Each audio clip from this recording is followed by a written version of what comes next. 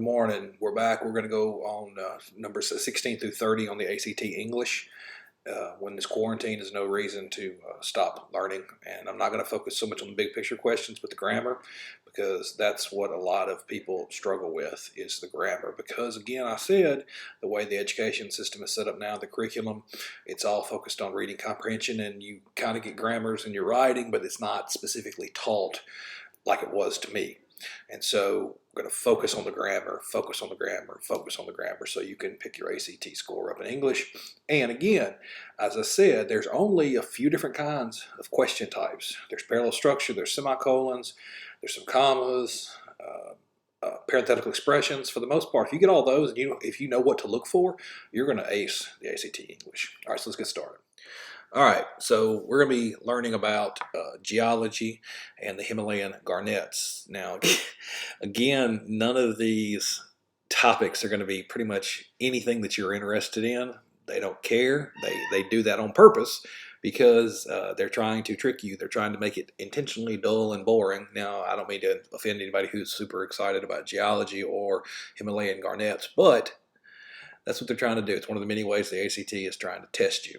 So again, I said that parenthetical expressions is one of the most important things you can learn. Here again, this is parenthetical expression, or sometimes they're called appositives, whatever, but basically this part right here, when geologist Elizabeth Kate Catlos began gathering garnets in the Himalayan mountains in the late 1900s, most scientists had a fairly rigid understanding of the mountain's range history. So the answer to this one is J. You need to take these commas out. The reason how you know this is, look, if you take this person's name out, Elizabeth Catlos, the sentence reads, when geologists began gathering. What geologist? You're not saying geologists, so what geologist are you talking about? It doesn't make any sense. All right, so the answer is J.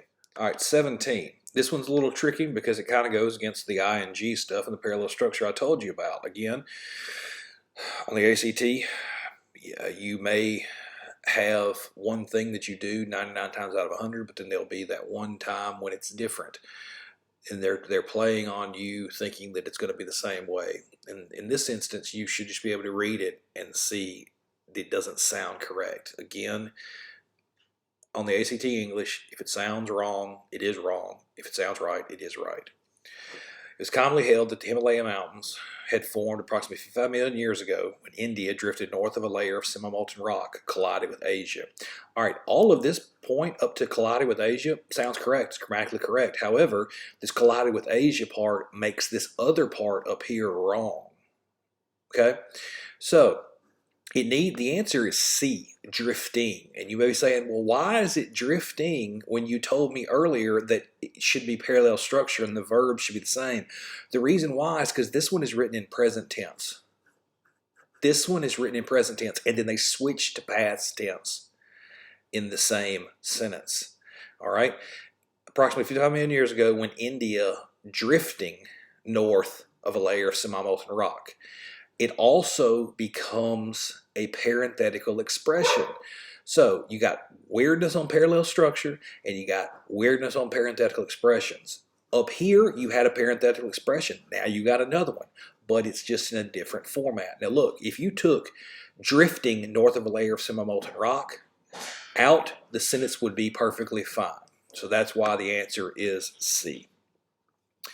18, the answer is F. The collision forced one tectonic plate into another. This is how they ask you vocab questions on the ACT. This is a vocabulary question. So they're putting all of these words in here. And grammatically, they're correct as far as the ED. But which one is the correct vocab, the quick answer for the vocab, the proper choice that you put in? The collision, coerced. Coercion means you make somebody do something they don't want to do. Imposed means you do a sanction upon somebody. You impose. Right now we have quarantine imposed upon us. Compelled means you appeal to somebody's emotion and you make them do something. All right. This is a human thing. Forced is the only one that makes sense. 19. The answer is B for 19. The writer is considering revising the underlying portion to the following. Boasts 9 of the world's 10 highest peaks. All right. The answer is B, yes, because it provides a specific detail that illustrates the magnitude of the mountain range. You are talking here about the Himalayas and their history and how awesome they are. That's why the answer should be B. All right. 20. Which choice draws the most specific contrast between the presumed age of the Himalayas and the age of the garnets Catlos collected? The answer to 20 is G. Only a few million. All right. Let's look why.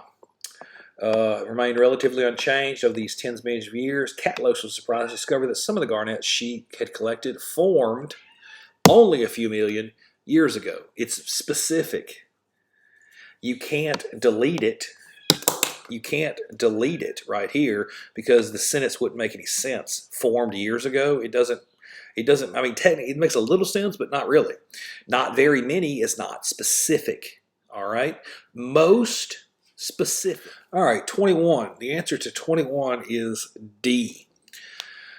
They are formed many miles beneath the surface of the earth where high pressures and temperatures allow them to crystallize. Allow, not allows. Allow. 22. The answer to 22 is H. The reason why is that, well, let's go over it first. These gemstones are really good in geological dating, are particularly useful for, do a pretty good job with, works so well when it comes to. All right. This one is the most specific one, and it's the most scholarly. It sounds the best. All of these are grammatically right, but only one of them is correct. All right? Particularly useful for. Go with this one. 23. The answer is B. Resistant to chemical change after they crystallize. Because garnets are resistant to change. Why? All right, this is a transitional word in here. Because garnets are resistant. It's cause and effect. Why can scientists analyze them better? Because they are resistant, etc. 24. The answer is F. It's correct the way it is. Such analyses are possible because garnets also contain monazite, a rare mineral that is easily dated. All right. A rare, easily dated material. So it's a rare mineral that's easily dated without difficulty. An easily dated rare mineral. All of these are grammatically correct. All of these are right. The ACT English, when you have more than one that is right, only one is correct. The way you pick the correct one is the simplest one. This is the simplest one. All right. Concise. What is the number one rule? Pardon my dog for barking. All right, ignore the canine. The simplest rule to go by is if more than one is right, the one that's correct is the one that's most concise. All right, number 25. This allows scientists to identify the garnet's approximate age and the Earth's conditions when the gemstones formed. You need to put these together. Okay? This is not a complete sentence. You need to put this with this. The trouble here is, which one do you use? We've talked about semicolons. We've talked about commas. Well, look, with the semicolon, I told you that was used to join two independent clauses. Well, we already know this is not an independent clause. An independent clause basically means it can stand on its own. It's a sentence. This is. This one is. This one's not. So we're not going to use this one. Also, another way is with the semicolon, you don't use it with a coordinated conjunction. All right. Now, this one has a coordinated conjunction and a comma.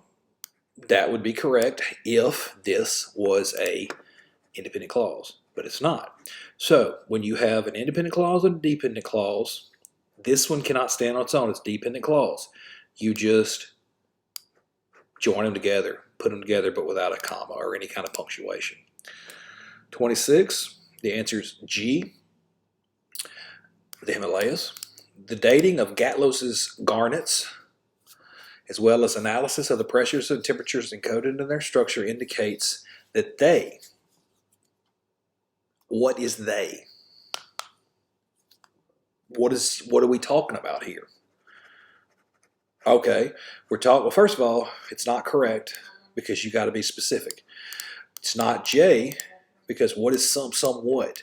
All right, you're saying mountains. Hey, mountains. That the mountains formed.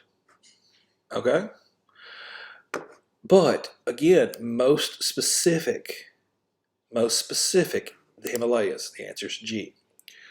27, the answer is A. It's correct the way it is. According to new estimates, the mountain range as we know it today, as it is known to we, that's grammatically incorrect.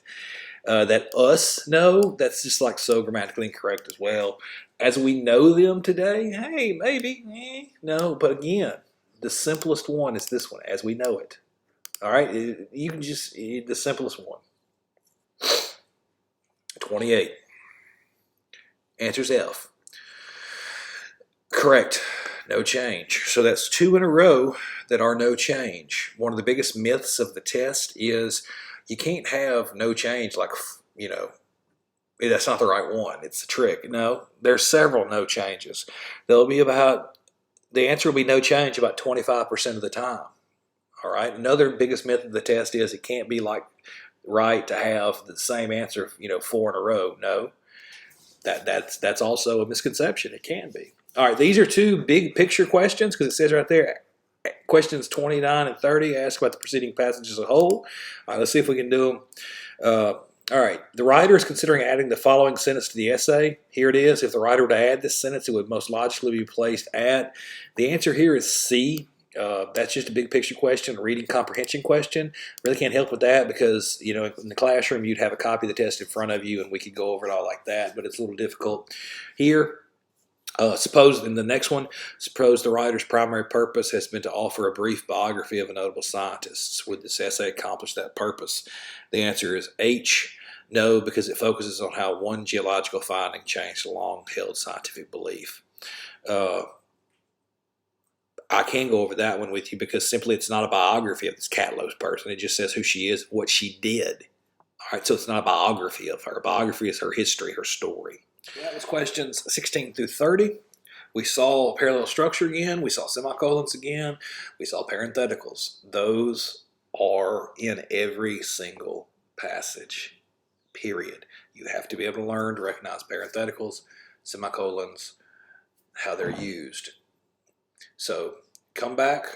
I'll have another video later this week. I'll also do a little breakout showing you more specifically what parentheticals are. You can follow me on TikTok at Mr. Beavers. Also, the school has an Instagram page where I post daily things about the ACT. That's at Lakeside Warriors. Thank you very much. Be safe out there.